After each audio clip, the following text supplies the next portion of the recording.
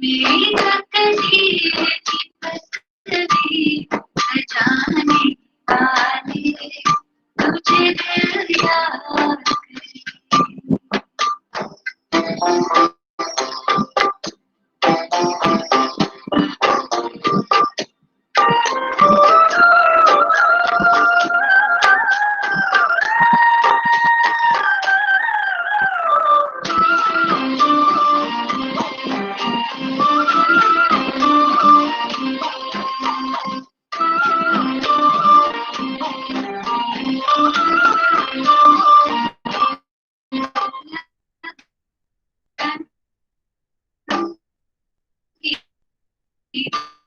खुद से ऐसी मांगे लब की दूर भी खुद से ऐसी मांगी जिसे न तोड़ सके आए कितनी आंधी है जिसे न तोड़ सके आए कितनी आंधी है बनते खामोश हिफाजत मेरी करने वाले बनते खामोश हिफाजत मेरी करने वाले तुझे दिल बात करे मेरी तकदीर की तस्वीर सजाने वाले तुझे दिल प्यार करे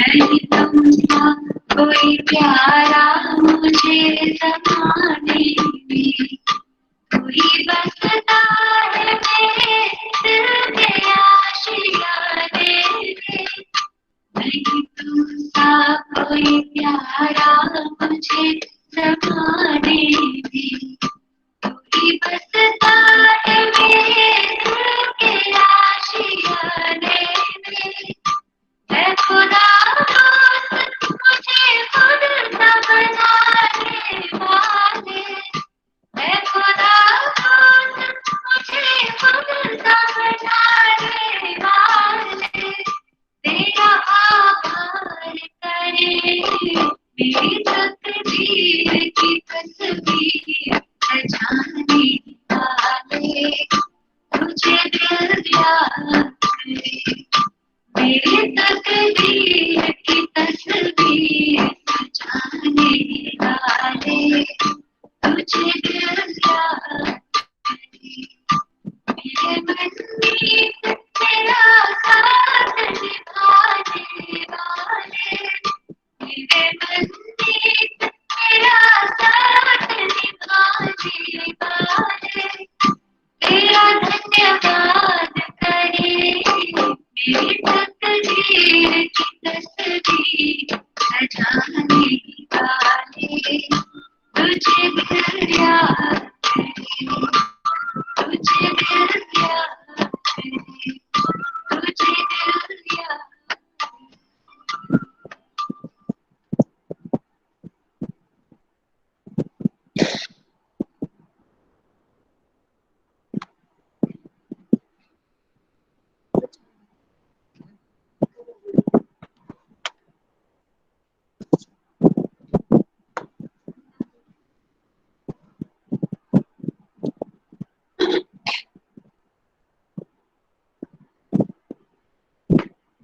ओम शांति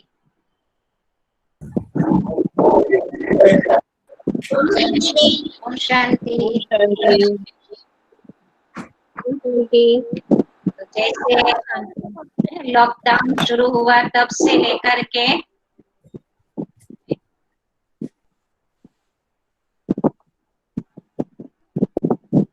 जब से लॉकडाउन शुरू हुआ तब से लेकर के बाबा कुछ ना कुछ आपको खुशी का खजाना देते रहते हैं क्योंकि ज्ञान मार्ग में बाबा का ज्ञान बाबा के बच्चों का अनुभव, यही हमें खुशी देता है। तो ये सब हम सुनते आए, पहले भी हमने कई महारथी भाई बहनों का भी जैसे हमारे चैनल पर आता रहता है तो हम सुनते रहते हैं। और जब दिव्या बहन ने भी अरेंज किया तो वहां भी हमने किसी किसी बहनों का सुना अनुभव। तो ऐसे अलग अलग अनुभव सबके पास होता है, जितने भी बाबा के बच्चे हैं सबके पास कुछ ना कुछ अनुभव है। लेकिन आज हम ऐसा एक अलग अनुभव सुनना चाहेंगे कि कैसे बाबा के बच्चों को भी कोविड-19 में जब कोरोना का शिकार बने और ऐसे समय पर क्या तकलीफ होती है, किस तरह से होती है। जैसे हम सबको तो नहीं हुआ तो हमें तो पता नहीं चलता है ना कि क्या होता है, लोगों का सुनते हैं तो पता चलता है। लेकिन जिस व्यक्ति को हुआ और उन्होंने वो चीज का अनुभव किया, फेस किया, और फिर उसके बाद कैसे वो रिकवरी हुए और कैसे बाबा की मदद का अनुभव हुआ। तो आज एक अलग प्रकार का अनुभव हम सुनेंगे। तो आज हमारे साथ मयूर भाई भी शामिल है, और मयूर भाई करीबन 2 साल से यहाँ सेंटर से जुड़े हैं और क्लास में आते हैं। उनको भी बाबा का मेडिटेशन, बाबा का ज्ञान बहुत अच्छा लगता है, और इसलिए वो कैसे भी टाइम निकाल करके आते हैं। और वैसे वो TNBP न्यूज चैनल है, उसमें वो जॉब करते हैं, और वो जॉब के कारण भी उनका आना जाना हुआ, और वहीं से उनको ये वायरस पकड़ा, और फिर कैसे वो शिकार बने। तो वो आज हमें अनुभव शेयर करेंगे।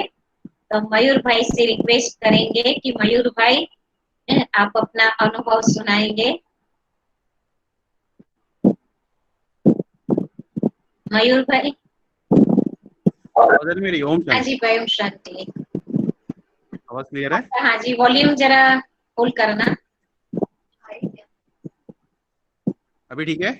हाँ जी, आप ओम सबको सुनाई शांति। दे रहा है? सुनाई दे रहा? हाँ जी। मैं मयूर कालसर पे मीरा रोड में रहता हूँ। थैंक यू सो मच बाबा, thank you so much Kokila बहन। आज मौका मिला मुझे कि कुछ बोलने के लिए, अपना अनुभव सुनाने के लिए। मैं कई सालों से पीस ऑफ माइंड चैनल देखता था, जो मुझे बहुत ज़्यादा अट्रैक्ट करता था और मन को शांति मिलती थी वो चैनल देख के, जिसमें शिवानी बहन, सूरज भाई, इनके प्रोग्राम देखता था मैं। तो ऑफिस में आने के बाद जो टेंशन था, वो टेंशन होता है हमेशा, वो चैनल देख के हमेशा निकल जाता था। तो उसमें मुझे बहुत सारी बातें सीखने को मिली, जैसे अपने विचारों को कैसे कंट्रोल करना, कैसे विचार करना, कैसे विचारों को स्थिर करना, पॉजिटिव कैसे रहना, फिर अपने प्रति और दूसरों के प्रति भी कैसे पॉजिटिव रहना, ये सीखा। और खासकर संकल्प कैसे करें, ये मैंने उसमें सीखा था। और जैसे कि कोकिला बहन ने बताया कि मैं न्यूज़ चैनल में हूँ, CNBC, और साथ ही साथ मैं कुछ सीरियल में एज एन एक्टर भी काम कर चुका हूँ, और जैसे वक्त मिला तो वो भी करता हूँ। तो जैसे मेरा मॉर्निंग शिफ्ट होती है तो मैं हमेशा दहीसर चेक नाका से ही जाता हूँ। तो मुझे ओम शांति का जो लाइट है अपने सेंटर के ऊपर का, वो हमेशा मुझे दिखता था, और मैं बाबा को याद करता था, और हमेशा लगता था कि मैं 7 दिन का कोर्स यही सेंटर में आके करूँगा। तो मैंने यही सोचा था कि भले मीरा रोड में भी सेंटर है, पर मैंने सोचा कि मैं यही जाके करूँगा। तो देखते उस समय सोचा कि देखते बाबा का बुलावा बुलाते और कोर्स कराए। कुछ मतलब 2 2 2 साल हो गए इस बात को। कुछ ऑफिस में टेंशन था, जॉब जॉब को लेके, और कुछ प्रेशर था ऑफिस में, तो माइंड बहुत ज़्यादा डिस्टर्ब था। तो मैंने सोचा कि यही वक्त है, हम चलते सेंटर और अनुभव लेते हैं 7 दिन के कोर्स का। और जाना तो था आज नहीं तो कल। तो मैं सेंटर गया, मेरी मिसेज भी थी मेरे साथ। तो उस समय शक्ति बहन से मुलाकात हुई थी। तो मुझे ये नहीं मालूम था कि वो मंडे से ही कोर्स शुरू होता है। तो शक्ति बहन बोले कि आप मंडे से आइए। फिर मैंने मंडे से कोर्स किया। कोकिला बहन से, निशा बहन से मुलाकात हुई, शिवराज भाई से मुलाकात हुई, बाकी भाइयों से मुलाकात हुई। वो कोर्स बहुत अच्छा लगा, मन को शांति मिली, और जो डिस्टर्ब था मेरा माइंड वो एकदम शून्य पे आ गया। मुझे समझ गया कि क्या संकल्प करना है, कैसे करना है। वैसे तो बहुत बहुत सारे अनुभव हुए हैं मेरे जिंदगी में जो बहुत अच्छे हैं बाबा को लेके। उसमें से कुछ खास दो अनुभव मैं आपको सुनाना चाहता हूँ। करीब 1.5 साल हो गए मेरी माता जी का देहांत हुआ।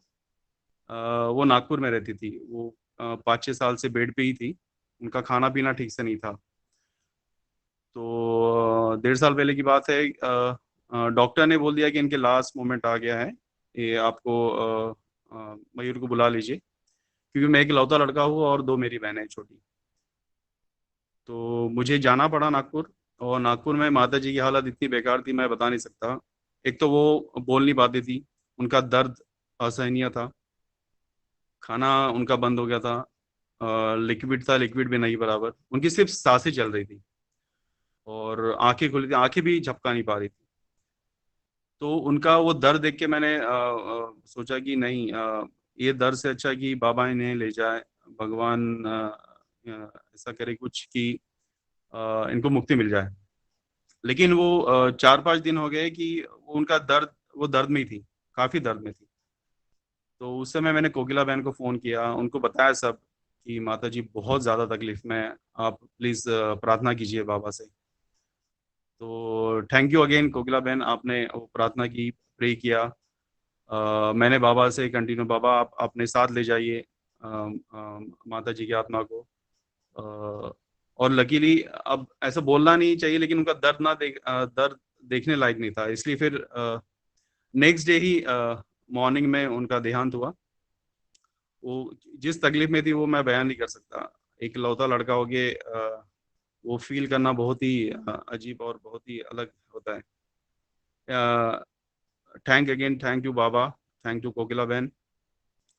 और जैसे कि कोकिला बहन ने अभी बोला कि कोरोना जो हाल ही में आया जिंदगी में, बहुत ही सबकी जिंदगी में, सबके लाइफ में, ये बहुत ही बेकार एक घड़ी है लाइफ में सबकी। मुझे जून में तकलीफ हुई थी इस बात की, उसका अनुभव सुनाना चाहता हूँ। मैं रेगुलर ऑफिस जाता था। सैटरडे तक मैं ऑफिस गया। ऑफिस के सैटरडे ऑफिस जाने के बाद मंडे को मुझे बहुत तकलीफ होने लगी। मेरा टेम्परेचर 103 से कम नहीं हो रहा था। हेडेक था, बहुत ज्यादा हेडेक, बहुत ज्यादा बॉडी पेन। 3 दिन हो गए थे, मेरा ना टेम्परेचर कम हो रहा था, ना हेडेक कम हो रहा था, ना बॉडी पेन कम हो रहा था। मैंने खुद को आइसोलेट कर लिया था। मैं और मेरी मिसेस ही रहते हैं घर पे, तो उससे कोई तकलीफ ना हो इसलिए मैंने बेडरूम में खुद को आइसोलेट कर दिया था। फिर ऑफिस वालों को इन्फॉर्म किया। ऑफिस वालों ने मेरा टेस्ट कराया, और अनफॉर्चुनेट मेरा टेस्ट पॉजिटिव आया। तो सेम डे उन्होंने मुझे घनसोली सेंटर है ऑफिस किया, ऑफिस का सेंटर वहां पे शिफ्ट किया। सेंटर में तो शिफ्ट किया, लेकिन सेंटर में मेरी हालत और ज्यादा तकलीफ बढ़ गई थी। खांसी बढ़ गई थी, मेरा हेडेक बहुत ज्यादा था, बहुत मतलब बहुत ज्यादा। मेरा टेम्परेचर कम नहीं हो रहा था, बॉडी पेन अलग, मैं बेड पे ही था।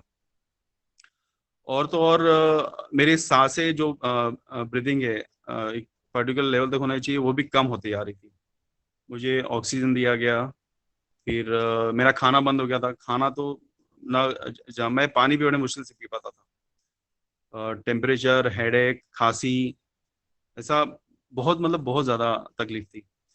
तो उस समय उस सेंटर में उतनी फैसिलिटीज नहीं थी कि मुझे ठीक से ट्रीट किया जाएगा। तो उन्होंने मुझे फिर रिलायंस हॉस्पिटल है कोपर खेलने में, वहाँ पे शिफ्ट किया।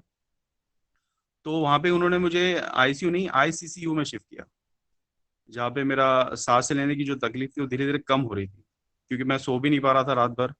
उन्होंने मुझे वेंटिलेटर में शिफ्ट किया, ऑक्सीजन, वेंटिलेटर, सलाइन, इंजेक्शंस। मैं सिर्फ आंखें खोल के देखता था ये लोग क्या कर रहे हैं मेरे साथ। मतलब इतनी ज्यादा तकलीफ किसी को ना हो, कभी ना हो, कि ऐसा मैंने भी नहीं सोचा कि मुझे कभी ऐसी तकलीफ होगी या क्या होगा।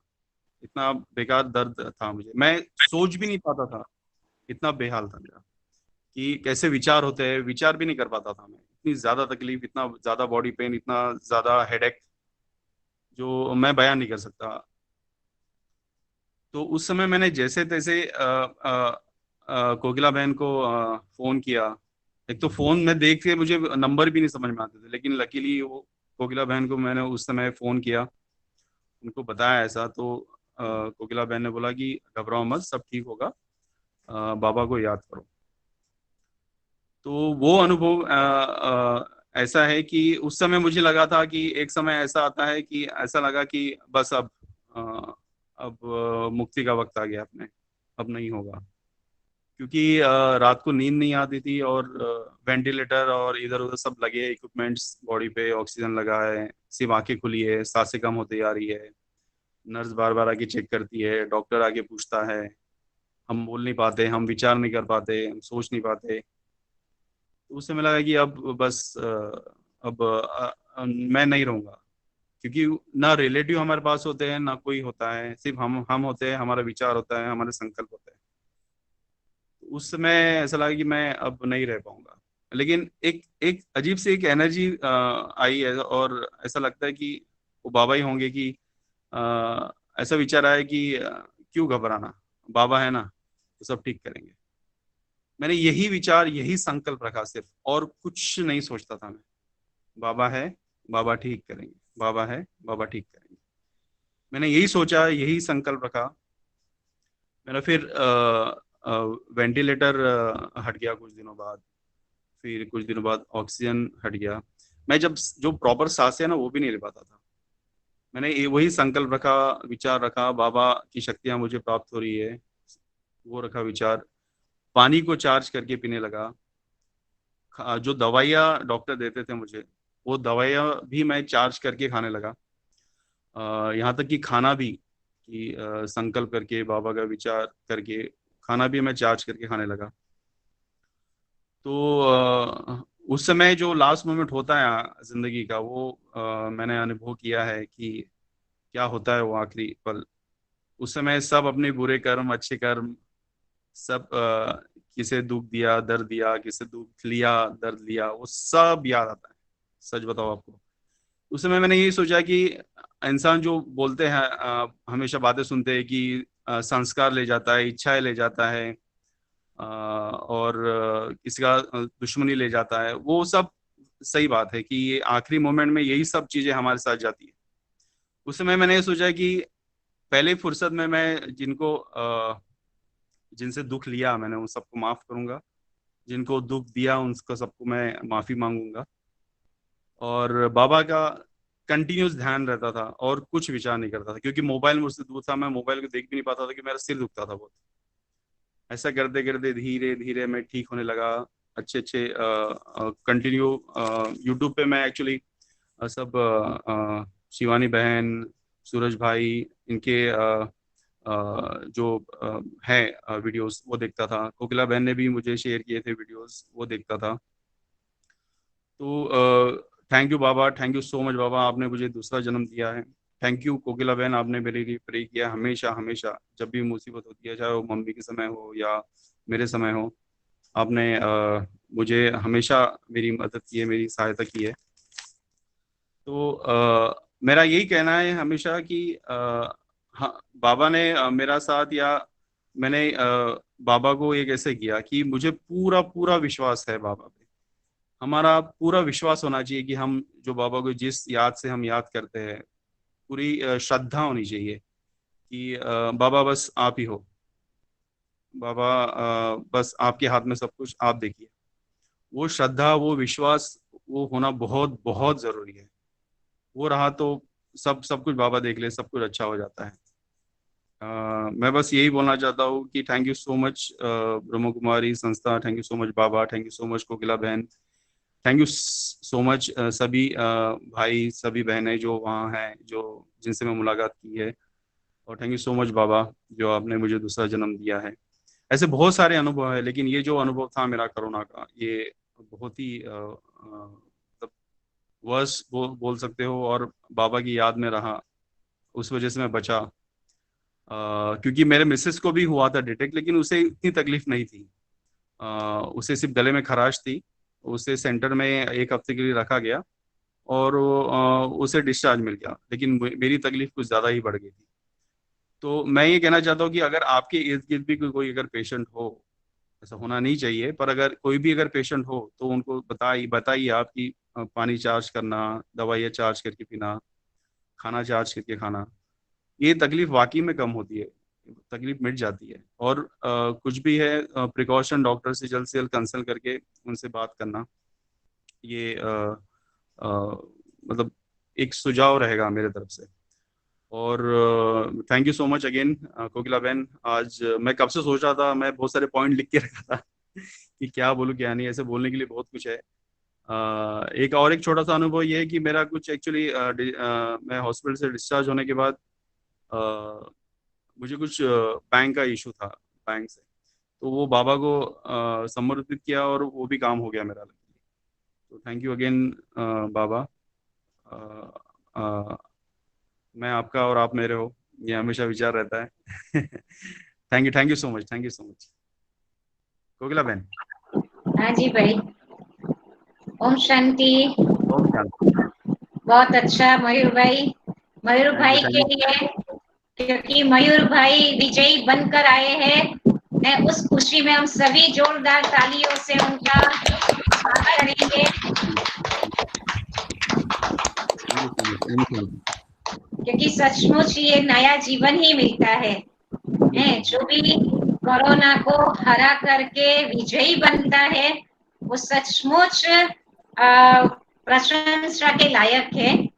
क्योंकि इतना हमें पॉजिटिव रहना पड़ता है ऐसे टाइम पर। हाँ हाँ, जब इससे हम जब हम पॉजिटिव नहीं रहते हैं, हमारे थॉट्स बहुत वेस्ट होते हैं, क्या बहुत। क्या बातें हम सोचने लगते हैं, तो रिकवरी भी जल्दी नहीं हो जी। पाता है। तो इसलिए जब मयूर भाई ने कितना मुश्किल से मुझे फोन किया था, मुझे वो भी बात याद आती है कि उस समय वो बोल भी नहीं पा रहे थे, और हाँ ऐसे समय में भी उन्होंने फोन किया। तब मुझे सचमुच अंदर से इतना ये लगा कि देखो, ऐसे समय पर किसकी याद आती, बाबा की याद आती है ना, है ना। बाबा के घर में फोन करना याद आता है। हाँ हाँ। मेरा भी आप सबकी सबसे यही रिक्वेस्ट है, कभी भी कुछ होता है, सबसे पहले बाबा के घर में बताना बहुत जरूरी है। भले आप अपने परिवार वालों को बताओ, हाँ, वो तो जरूरी है। और एक बार परिवार वालों को भी बोल सकते हो कि आप कम से कम सेंटर में फोन करके बताओ। तो उससे क्या होता है कि जैसे आपने बताया, तो हमारा पॉजिटिव थॉट्स आपके लिए चलना शुरू हो जाएगा, क्योंकि आप सब हमारे भाई बहने हैं। तो तुरंत ही, भले ब्लड रिलेशन नहीं है, लेकिन हम सबका एक आत्मिक रिलेशन है, एक रूहानी स्नेह है, जिसके कारण हमें भी आपकी फिक्र तो अंदर से होती है ना। और इसलिए हम भी क्या करते, बाबा को याद करते, मेडिटेशन करते हैं। और हम बहनें भी एक दूसरे को ये बात बताते हैं कि ये भाई को, ये बहन को ऐसे हुआ है। तो हम जब भी योग में बैठेंगे तो हम क्या करेंगे, वो आत्मा को बाबा के सामने इमर्ज करके बाबा से उनको पावर दिलवाएंगे, हम भी देंगे, बाबा से भी दिलवाएंगे। तो ये हम कर सकते हैं, हमें पता ही नहीं हो तो हम कैसे करेंगे। और इसलिए आप सबसे भी हमारी रिक्वेस्ट है, कभी भी कुछ होता है तो बाबा के घर में फोन करना मना, सुप्रीम फादर के पास आपका मैसेज पहुंचाना।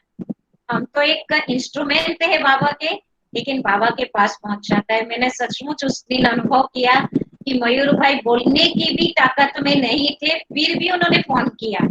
तो तुरंत हमारी फर्ज बनती है कि हमें जरूर बाबा को योग करके उनको वाइब्रेशन देना है। और सचमुच जैसे बाबा ने उनकी बात भी सुन लिया, और कैसे धीरे धीरे ठीक होने लगा। और उन्होंने बताया तो कितनी अच्छी बात है कि पानी भी चार्ज किया, दवाई को चार्ज किया, भोजन को चार्ज किया, और बाबा की पावर्स उसमें भरी, तो कैसे जल्दी से ठीक होने लगा। डॉक्टर तो अपनी ट्रीटमेंट कर ही रहे थे, लेकिन सबसे बड़ी ट्रीटमेंट करने वाला तो हमारा सुप्रीम बाबा सुप्रीम फादर। है। उनके सिवाय तो कोई दूसरा डॉक्टर तो हो ही नहीं सकता है।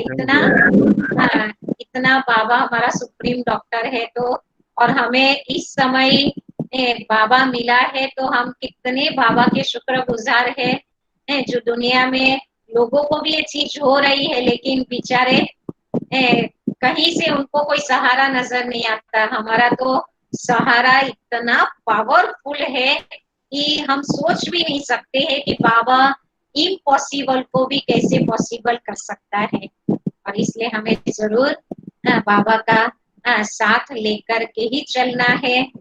और आज भी बाबा ने कहा मुरली में कि जब बाबा की याद हो, यानी योग हो, बाबा हमारे साथ हो, तो हमारी विजय निश्चित है। ये बाबा ने आज मुरली में कहा विजय निश्चित है। क्यों निश्चित है? क्योंकि साक्षात परम पिता परमात्मा आपके साथ है। कितनी बड़ी बातें हैं। बस ये एक ही लाइन अगर हम अपनी लाइफ में उतार देना कि साक्षात परम पिता परमात्मा हमारे साथ है, तो विजय हमारी निश्चित है। हम कभी भी हार नहीं सकते हैं। और बाबा ने तो कहा ही है कि बाबा की याद से हम अपनी कर्म इंद्रिय को भी वश कर सकते हैं, क्योंकि ये जो भी तकलीफें आती है हमारी कर्म इंद्रिय के ऊपर ही आ रही है ना। और हमारा ये कर्म भोग है जो हमें कर्म योग से, योग बल से उसे चुकतू करना है। तो ये टाइम है कि हम बाबा को याद करें और वो कर्म भोग को हम सहज चुकतू करें। तो हम कितने लकी है कि इस समय किसी के पास भी कोई भी कर्म भोग आता है तो हमारे साथ कौन है? बाबा है। कर्म भोग तो किसी भी जन्म का हमारे सामने आएगा, वो तो है अपने स्थान पर, लेकिन हमारे साथ कौन है? अविनाशी सर्जन है। और जब वो साथ है तो हम अपने शरीर को किसी भी तरह से चला सकेंगे। हमारी कर्म इंद्रिय को हम अपने वश में कर सकते हैं। ये बहुत जरूरी है जो आज भी बाबा ने कहा है कि बच्चे आप योग बल से कर्म इंद्रिय को वश कर सकते हो। और बाबा की याद ही हमारे लिए खुशी का खुराक है। ये भी आज बाबा ने मुरली में कहा ना कि बाबा की याद की खुशी जैसी कोई खुराक नहीं, क्योंकि जितना हम बाबा को याद करते उतनी हमें खुशी मिलती है। और बाबा की खुशी वो हमारी आत्मा की ताकत बन जाती है। जैसे बाबा ने कहा खुशी जैसी खुराक नहीं, तो खुशी है तो किसको मिल रही है? आत्मा। और वो खुशी आत्मा को शक्तिशाली बनाती है। और जब आत्मा शक्तिशाली बनती है तो शरीर में भी शक्ति भर जाती है। और बाबा ने कहा यही योग आपकी कमाई है। कितनी बड़ी बात है कि योग से हमारी कमाई है। और कौन सी कमाई है? आत्मा की कमाई। और ये कमाई तो जन्म जन्मांतर चलने वाली कमाई है। तो ये कमाई को हमें कभी भी छोड़ना नहीं है, क्योंकि ये कमाई कितने जन्मों तक प्रारब्ध रहती रहेगी। तो इसमें क्या तकलीफ है? बाबा की याद में कोई तकलीफ है? कोई तकलीफ? कोई तकलीफ नहीं। और कितना अच्छा लगता है जब बाबा हमारे साथ है। और हम कितने नशे से कहते हैं कि भगवान इन आंखों से दिखाई नहीं देता है, फिर भी वो मेरे साथ साथ है। कितनी बड़ी बात है। तो कर्म करते हुए भी वो हमारे साथ रहता है। इसलिए हमें सदैव बाबा को साथ रखना है। और जैसे मयूर भाई ने इतनी बड़ी बात, जब वेंटिलेटर पर भी पहुंच गए, माना कितना वो पावरफुल वायरस आ गया ना बॉडी में, लेकिन इतने तक होते हुए भी उन्होंने कैसे बाबा को याद करके बाबा की मदद का अनुभव, बाबा की शक्ति का अनुभव करके इतनी बड़ी बात को उन्होंने समाप्त कर दिया। तो बहुत बड़ी चैलेंज है ये। हम दूसरों को भी ये एक गर्व के साथ कह सकते हैं कि बाबा ने मुझे कैसे बचाया। तो मयूर भाई आपका अनुभव तो और सबको भी सुनना चाहिए। दहीसर वाले तो जरूर सुनेंगे, लेकिन और भी सबको सुनाना चाहिए। हम अपने ज्ञानामृत में भी डाल सकते हैं कि कैसे ये सारी बातें होते हुए भी आपने उस पर विजय प्राप्त किया। तो सबको अच्छा लगा? मयूर? हाँ जी, बहुत अच्छा लगा। मयूर भाई का अनुभव बहुत अच्छा लगा बेन ने। आपने ऐसा काम किया ना बेन कि आज हम लोग इतना खुश है ना घर में बहुत डरे हुए थे। हमको आपने सब बाहर निकाला बाबा।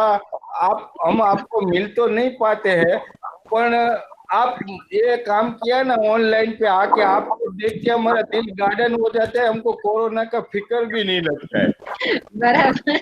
आपने इतना अच्छा काम किया ना, हम आपको देख के हम बहुत खुश होते हैं।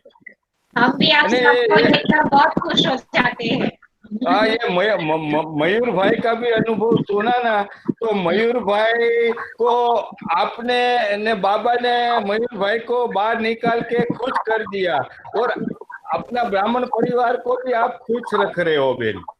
और देखो इसलिए देखो बाबा ने हमको मयूर भाई के थ्रू ये बातें भी जानना मिला कि कैसे तकलीफ होती है और कैसे तकलीफ में भी अपने आप को संभालना होता है और कैसे सेफ्टी रखनी होती है, तो हमको ये भी समझ में आया। इसलिए थोड़ी थोड़ी बात होती है ना, तो कई बार हम चला लेते हैं कि ठीक है, नहीं तो ठीक हो जाएगा, चला लेते हैं, लेकिन हाँ, ऐसा भी नहीं करना है, अपने आप को जरूर सिक्योर रखना चाहिए। और जितना हो सके, थोड़ा सा भी कुछ होने लगे तो सबसे पहले बाबा याद आना चाहिए। बस बाबा आप हमारे साथ हो, आपको ही ठीक करना है, अथॉरिटी से बाबा को बताना है। तो सचमुच बाबा की हमें बहुत बहुत मदद मिलती।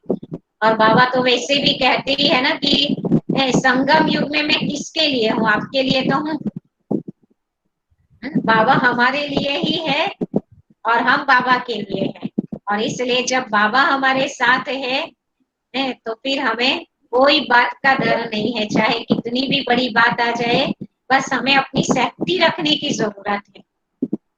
बहुत अच्छी बात है। और हम सभी आज सभी ब्राह्मण परिवार वालों के लिए दुआ करते हैं कि कभी भी किसी को ऐसे प्रकार की कोई तकलीफ ना आए, सभी सेफ रहे, तंदुरुस्त रहे, स्वस्थ रहे। बस यही सबके लिए हम दुआ करें। और मयूर भाई के लिए भी हम सभी दिल से दुआ करें कि वो जितने अभी स्वस्थ होकर आए, इससे भी कई गुना वो स्वस्थ होकर के बहुत आगे बढ़ते रहे। थैंक यू और सो मच। बहुत अच्छी अच्छी सेवा आपके द्वारा होती रहे। आपको देख करके आपके ऑफिस वाले को भी कितनी खुशी मिलेगी, क्योंकि आप भी सबको शेयर करेंगे कि देखो बाबा ने हमें कैसे मदद किया तो ये भी एक बाबा की प्रत्यक्षता का ही कारण बनता है। तो ये भी अच्छी बात है कि हम दूसरों को भी ये अनुभव सुनाएंगे तो उनको भी भगवान के प्रति एक आस्था बैठने लगेगी, उनको भी लगेगा कभी कुछ हो तो हमें भी उनकी मदद लेनी चाहिए। ओम शांति।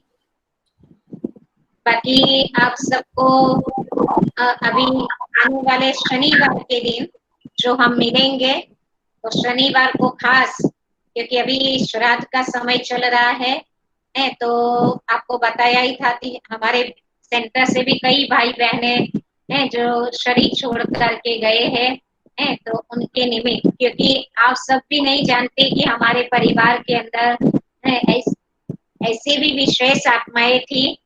आपने उनको देखा नहीं होगा तो आपको वो उनका फोटो भी आप दिखाएंगे आपको स्क्रीन पर, तो आप फोटो भी देखेंगे। उनके बारे में कुछ जो भी बातें होगी वो भी आपको सुनाया जाएगा और उनको हम सभी मिल करके विशेष योगदान भी करेंगे। तो आप सभी को ये शनिवार के दिन हम 4-5 आत्माओं के लिए रखेंगे और फिर उसके बाद के और समय आएगा तो और आत्माओं के लिए तो जितना हमारे पास फोटो कलेक्ट हुआ है वो सब आपको दिखाएंगे। अभी भी जो भाई बहनें सुन रहे हैं और जिन्होंने अभी तक भी हमें फोटो नहीं भेजा है तो वो जरूर हमें फोटो भेजे, जो उनके परिवार से बाबा के बच्चे ज्ञान में आते थे और वो शरीर छोड़कर गए हैं, तो उनका फोटो हमें जरूर व्हाट्सएप पर भेजेंगे तो हम वो भी दिखा सकेंगे। तो जो सुन रहे हैं उन सबको हम बता रहे हैं। बाकी जिनका हमें पता था उनको तो हमने पर्सनल फोन करके भी पूछ लिया, बाकी किसी ने खुद ने हमें बताया, लेकिन अभी भी कोई रह गए हो तो हमें जरूर बताएंगे। और दूसरी बात जो आपको बताया था कि श्राद्ध के निमित्त, क्योंकि हर साल जैसे आपको पता है कि आपके परिवार से भी कोई आत्मा शरीर छोड़कर गई, तो भले वो ज्ञान में नहीं चलती है लेकिन फिर भी शरीर छोड़कर गई, तो आप हमेशा सभी भाई बहनें चाहते कि बाबा के घर का भोग वो आत्मा को जहाँ भी हो वो आत्मा को बाबा के घर का भोग स्वीकार करने मिले। तो हर साल तो हम ऐसे श्राद्ध का भोग लगाते ही थे और इस साल भी लगाएंगे। भले आप अपने घर में होंगे लेकिन फिर भी हम तो सेंटर पर भोग लगाएंगे ही। तो 17 तारीख को गुरुवार के दिन हम बाबा को भोग लगाएंगे और जो आत्माएं शरीर छोड़कर गई उसके निमित्त भी वो श्राद्ध का भोग लगाएंगे। तो अगर किसी को भी ऐसे भोग लगवाना हो, जिनकी भी इच्छा हो कि हमारे परिवार से ये आत्मा का भोग हम बाबा के घर से स्वीकार कराना चाहते हैं, तो आप हमें जरूर बताएंगे। तो अभी तो सोचा है कि जैसे हमको मिलेगी परमिशन, अभी परमिशन लिया नहीं है, जैसे परमिशन मिलेगी तो फिर आपको उसी दिन टाइम देंगे, उसी टाइम पर आकर के आप भोग लेकर के जा सकते हैं। तो लेकिन हमें पहले से बताना जरूरी होगा, क्योंकि अभी भाई बहने आते नहीं तो हमें तो अंदाज नहीं होता है कि हम कितना भोग बनाएंगे।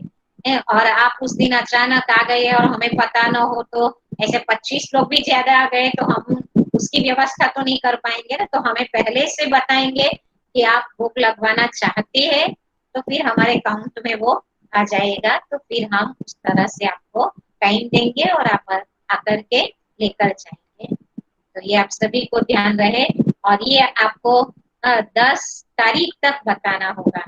अभी एक हफ्ता आपके पास है, एक हफ्ते में आप हमें कुछ नहीं तो आप हमें व्हाट्सएप पर भी मैसेज डाल देंगे या फोन करके भी बताएंगे तो भी चलेगा, लेकिन आप हमें 10 तारीख तक जरूर बताएं। ठीक है, सभी को समझ में आया? ओम शांति। अभी हम 2 मिनट को याद करेंगे, बाबा को याद करते हैं।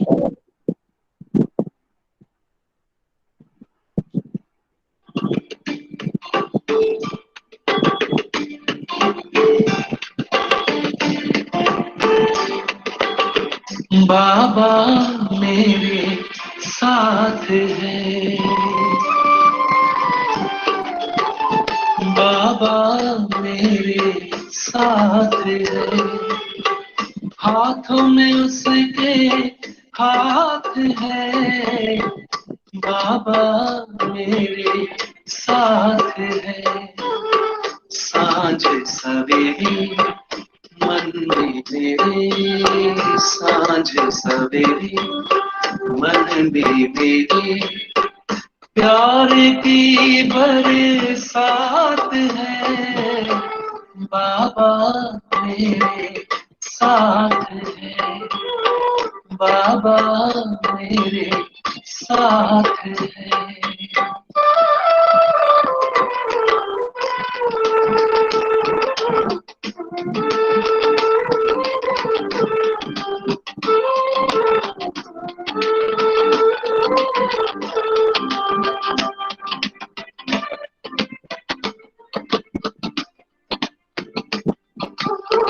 कोटों में कोई प्यारे बाबा ने आकर हमें चुना है, कोटों में कोई प्यारे बाबा ने आकर हमें चुना है,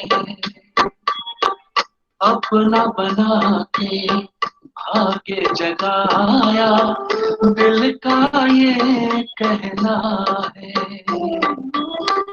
इन नैनों पे छाए हो बाबा, इन नैनों पे छाए हो बाबा, आप तो दिन रात है, बाबा मेरे साथ है, बाबा मेरे साथ है।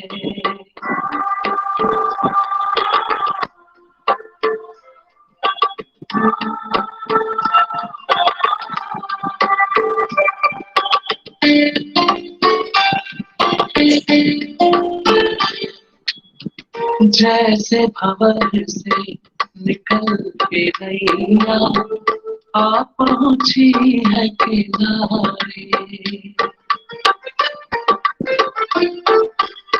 जैसे भंवर से निकल के नैया आ पहुंची है किनारे।